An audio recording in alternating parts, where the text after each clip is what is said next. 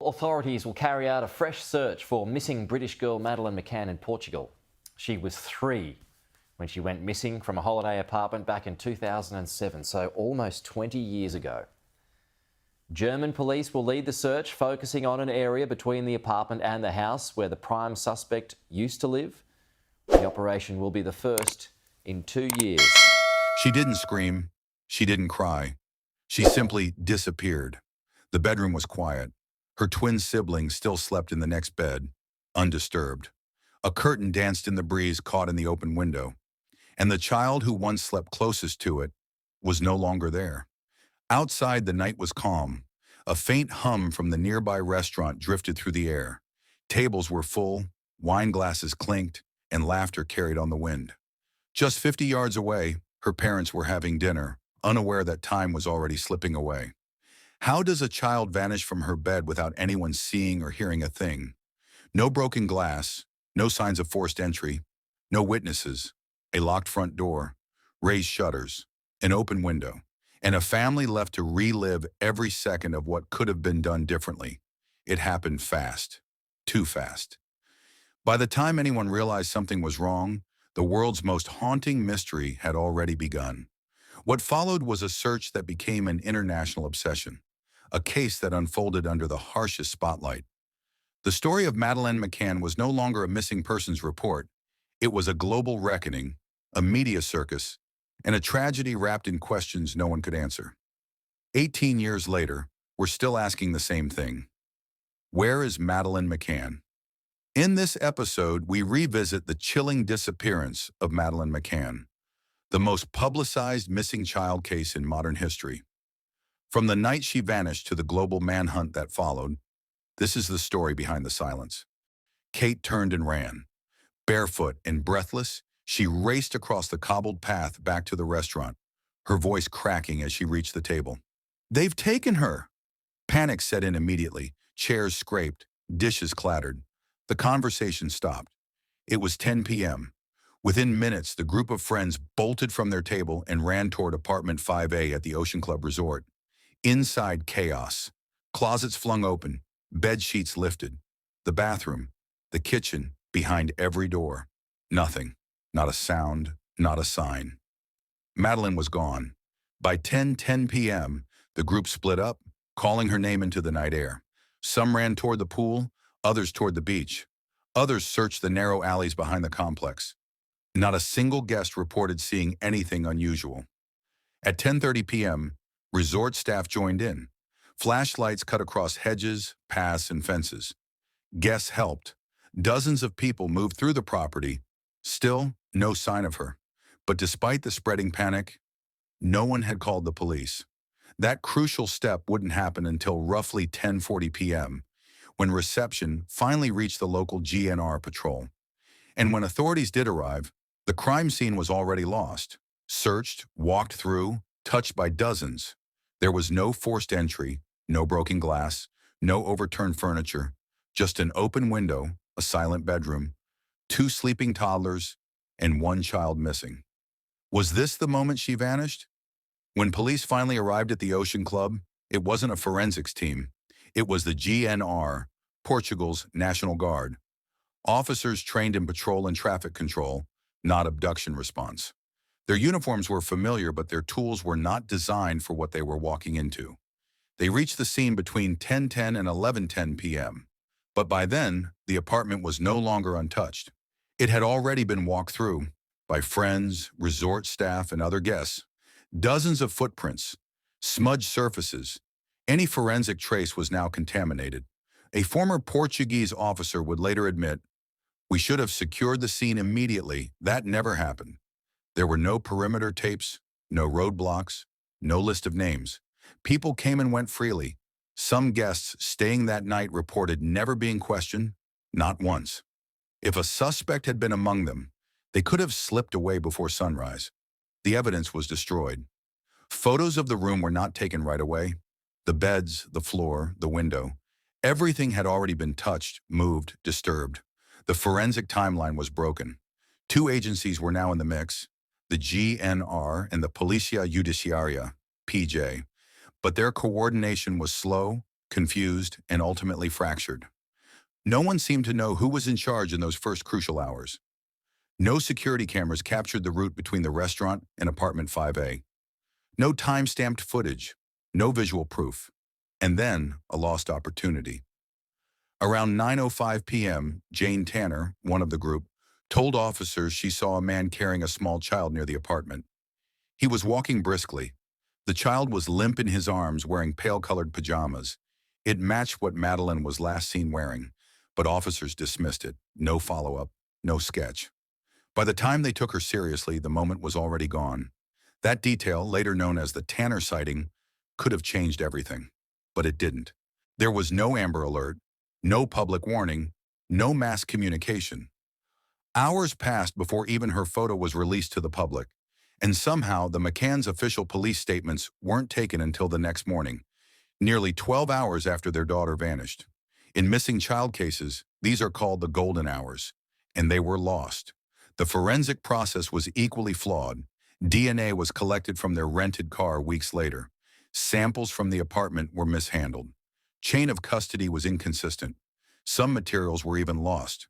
By the time British analysts reviewed the evidence, contamination had already occurred. Maps were replaced. Sketches were missing.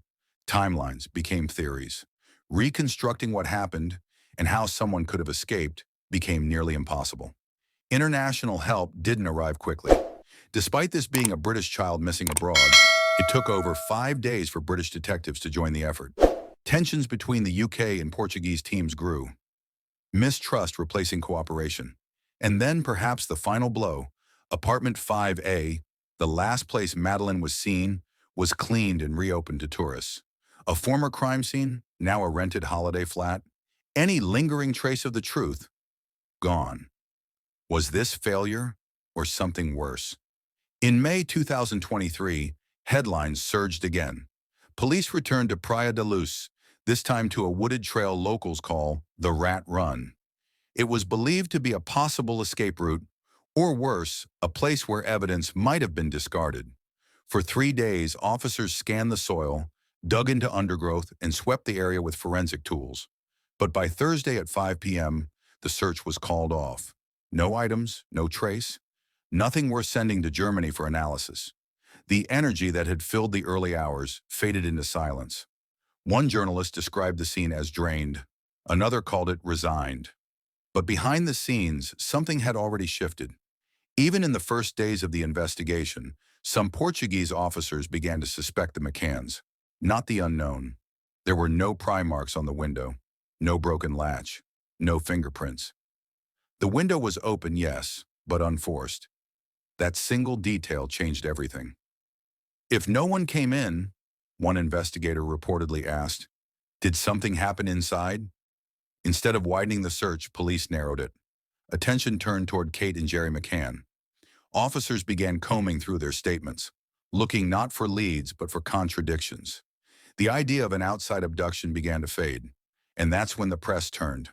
Visual cue, overlay tabloid headlines, parents under suspicion, McCann's name formal suspects. On September 7, 2007, the shift became official. The McCanns were declared arguidos, formal suspects under Portuguese law. The couple who once led a global campaign to find their daughter were now being investigated for her disappearance. Headlines exploded. One UK outlet ran the headline, "They did it." Daily Express, front page, bold type. Visual cue. Tabloid collage fades into close-ups of media quotes questioning Kate's behavior. Kate's calm demeanor came under scrutiny. Too cold, too quiet, too composed. Her appearance, her posture, even the way she held Madeleine's stuffed toy, Cuddle Cat, became points of speculation. Was this grief or was it strategy? The public didn't know what to believe. The police floated a theory that Madeleine may have died in the apartment, that in panic, her parents hid her body and staged a fake abduction. Cadaver dogs were brought in. They alerted to 2 locations, behind the living room sofa and inside the McCann's rental car. But the science didn't hold. The DNA was mixed. The samples degraded. British forensic labs later concluded the results were inconclusive. Still, suspicion grew. The rental car became another red flag. The McCanns had only rented it 3 weeks after Madeleine disappeared, but the dogs allegedly signaled a scent in the trunk. Gerry later explained, they had used the car to transport garbage bags, old clothing, even raw meat. But to the media, it was a mystery that didn't sit right, and for many, suspicion felt easier to digest than uncertainty. Later, Kate would reveal that police asked her to sign a confession. They wanted her to admit to an accident, a cover-up. She refused. No formal charges were ever filed. Their arguido status was eventually lifted, but the damage had already been done. Did the press want justice, or just a good story? They had once been the faces of a desperate search.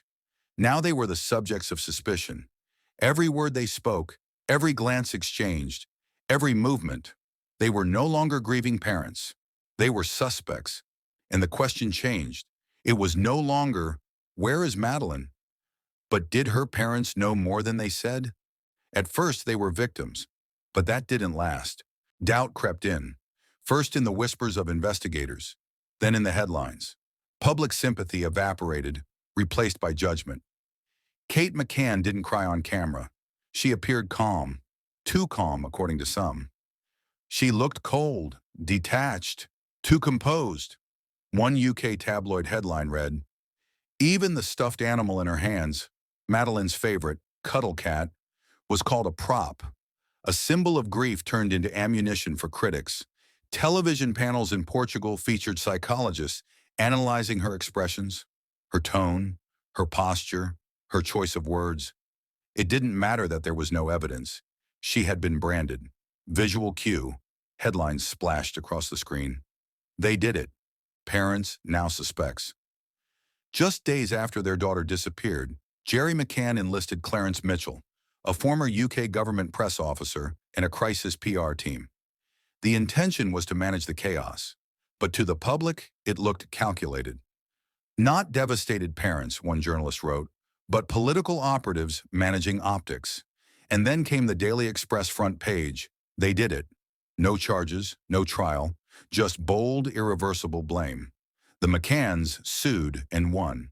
Express newspapers issued a public apology and paid £550,000 in damages. Their solicitor, Adam Tudor, stood outside London's High Court and stated, "I would hope newspapers will take a long, hard look at themselves." But it was too late. The court win couldn't undo the headlines. Kate and Gerry's private journals, seized by police, were leaked. Personal thoughts became tabloid fodder. A private prayer, a sentence of self-doubt, became evidence of guilt. Even their faith became public trial material. Kate's crucifix, her handwritten prayers, twisted into performance. The scrutiny deepened. A small inconsistency about a door left ajar. Kate said it was wide open. Gerry said slightly open. That single detail became a media frenzy. Was it panic or was it planning? By September 2007, the McCanns returned to the UK. They were still listed as arguidos under Portuguese law, but not formally charged. Their departure raised more questions. Online, it was worse. Anonymous hate mail, demands for prosecution. Many accused them of neglect, for dining out while the children slept. The internet turned ruthless. The line between curiosity and cruelty vanished. Some British outlets defended them, but others and countless bloggers dug deeper into their careers, their parenting, their marriage. Public opinion fractured, and the pressure grew. Portuguese papers added fuel. Quoting unnamed police sources, they ran stories on cadaver dogs, DNA in the car, blood in the apartment. Before any forensic results were confirmed, the damage hit both the investigation and the family. The McCanns fought back. Lawsuits were filed. Some they won, others they lost. But every court battle brought another wave of headlines. The media wasn't covering the case anymore. It was prosecuting it. As one journalist put it, they weren't in a courtroom, but they were on trial every single day. And through it all, Kate and Gerry remained what they always were, the parents of a missing child. But to the public, to the headlines, and to history, they had become something else entirely. Suspects, symbols, scapegoats. For years, the search for answers has circled around complex theories. Kidnapping rings, planned abductions, international conspiracies. But what if it wasn't that complicated? What if the truth was far more ordinary and more horrifying because of it? One theory, often pushed aside, refuses to die. A drunk driver, a man behind the wheel after one too many, a narrow street, a child wandering, or possibly sitting unnoticed in a vulnerable spot. A tragic moment, a snap decision, and just like that, a life changed forever. Could it have been an accident, a hit and run, covered up in panic? Some former investigators have quietly entertained the possibility. The idea that someone local, perhaps intoxicated, hit Madeleine by mistake and, fearing the consequences, chose to hide it rather than face what they'd done. Could this explain the lack of screams, the open window, the eerie silence? A local delivery driver, a resort employee, a passerby, someone with a reason to flee, and a place to hide what they'd done. And it wouldn't be the first time.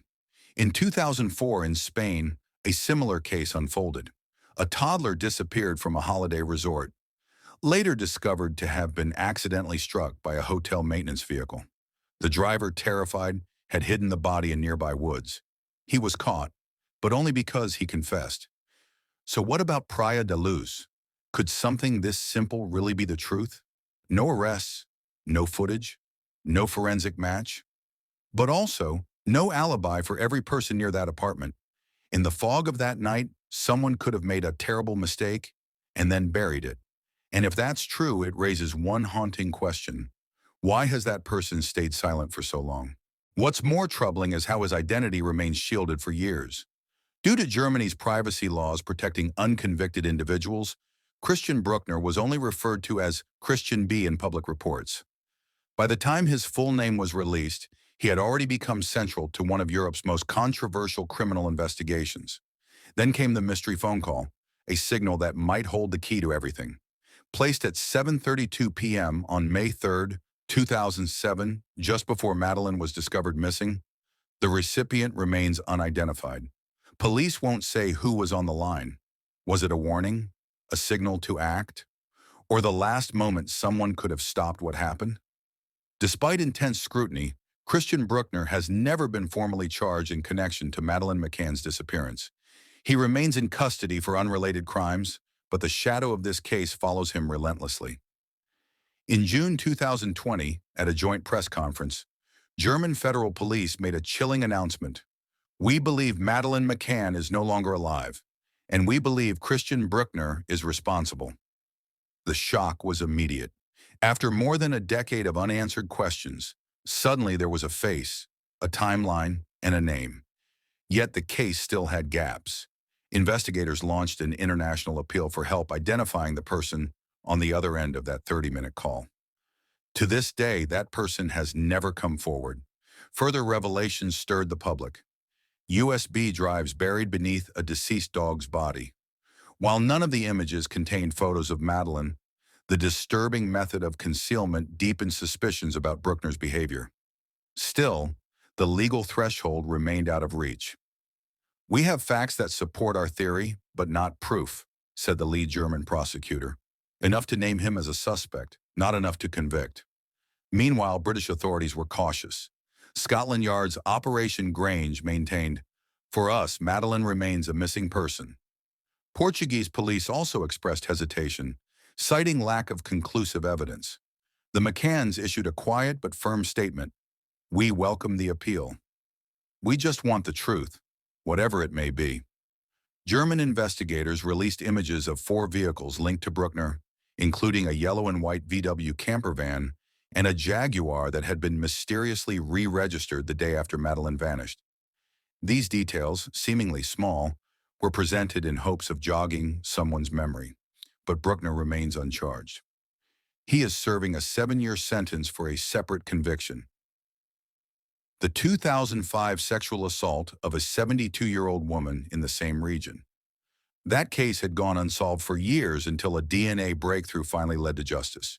Yet the most disturbing questions remain unanswered. Brückner is under investigation for multiple sexual offenses, including incidents involving children on Algarve beaches, a 10-year-old boy, and a young woman assaulted in a remote home. Many of these cases, however, have stalled. From prison, Brückner hasn't remained silent.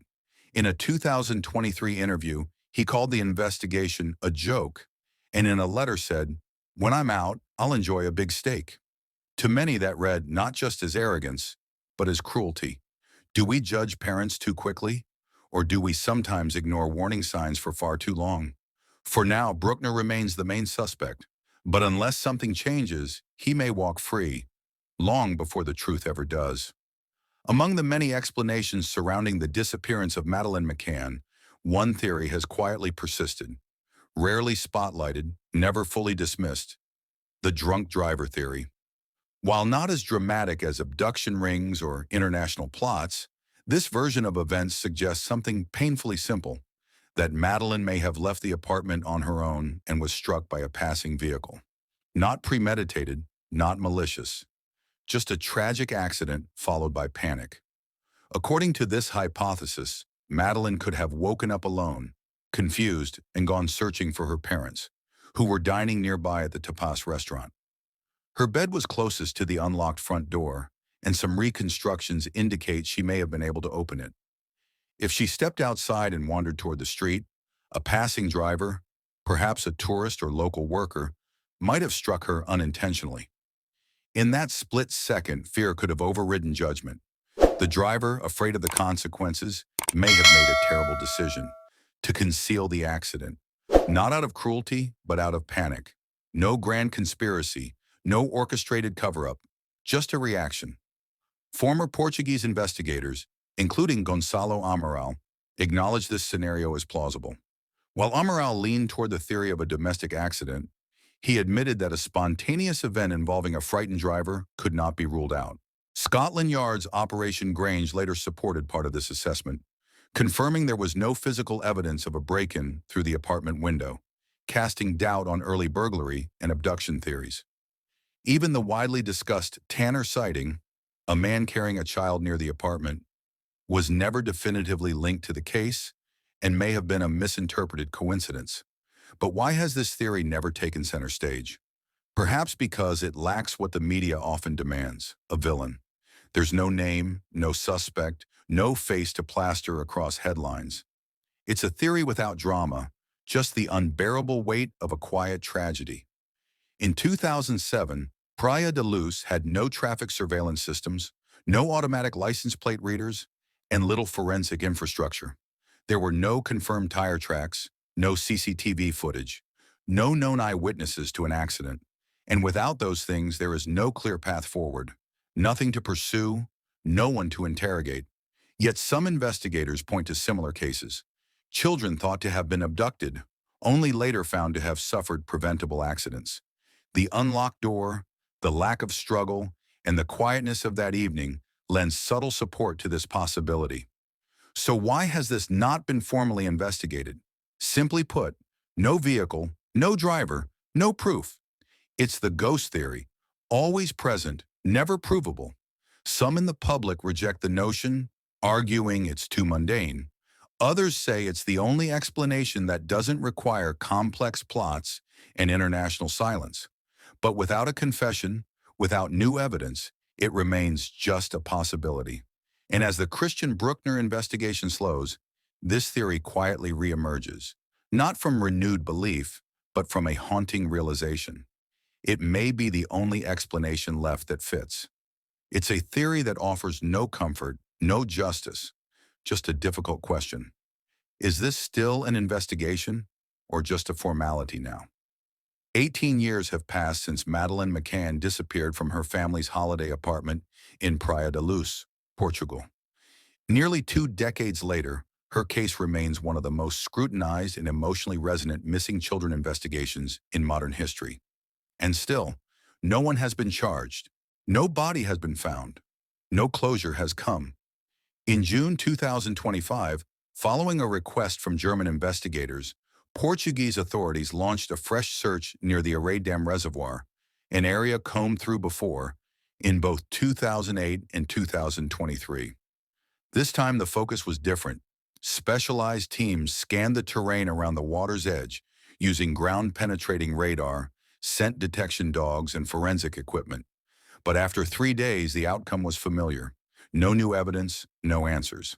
Despite these repeated setbacks, Operation Grange, Scotland Yard's dedicated task force, remains open.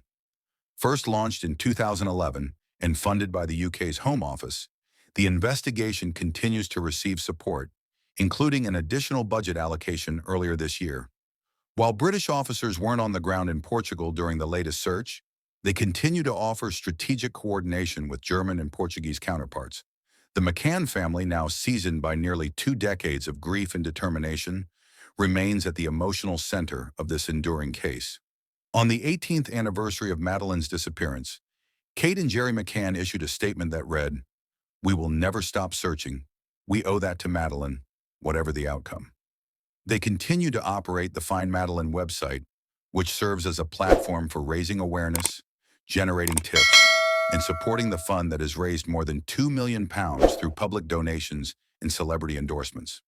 Supporters have included David Beckham, J.K. Rowling, and even Pope Benedict XVI. But the attention has come with criticism. Some online voices question why this case has received such intense global focus, while others have been forgotten. The term selective justice surfaces often, drawing uncomfortable comparisons to less publicized missing children cases. Still, the emotional pull of Madeleine's story endures. At the height of public interest, the McCann website received 55 million visits in just 10 days. Her face appeared on the covers of the New York Post, People magazine, and every major UK tabloid. And yet the challenges remain steep. There is still no confirmed forensic evidence, no eyewitness testimony, no verified sightings. Many still point to critical missteps made in the initial Portuguese investigation. A delayed crime scene lockdown, jurisdictional confusion, and missed early opportunities. If Madeleine is alive, she would now be 22 years old. Authorities have released age-progressed images showing how she might look today, circulated globally in hopes of triggering a memory, a tip, a breakthrough. But to this day, the case remains officially open and unresolved. German authorities named Christian Brückner as a suspect in 2020 and have continued to assert their belief in his involvement. However, no formal charges have been brought and no conclusive evidence has been presented. Madeleine McCann is still listed as missing, not deceased, and in that designation lies the McCanns' enduring hope that someone, somewhere, knows something. The disappearance of Madeleine McCann is no longer just about a missing child. It's about the systems meant to protect us and how easily they can fail. From the earliest days, the case revealed flaws in international cooperation, investigative strategy, and media conduct. The media made Madeleine a global face, but it also turned her parents into targets. Kate and Gerry were vilified in headlines, speculated upon in tabloid columns, and pursued by paparazzi while living through their worst nightmare. A courtroom victory against a major publication offered some justice, but not enough to erase the damage. And beyond the headlines lies an uncomfortable truth: the role of bias in public empathy. This case received unprecedented attention, high-profile funding, diplomatic involvement, and media saturation, while thousands of other families struggle in silence. Race, class, and nationality shouldn't determine whose child gets found, but too often they do. Still, through it all, the McCanns have never given up. For 18 years, they've carried the weight of unknowing, fueled not by certainty, but by love. What would you do if this were your child? Madeleine's story is unfinished.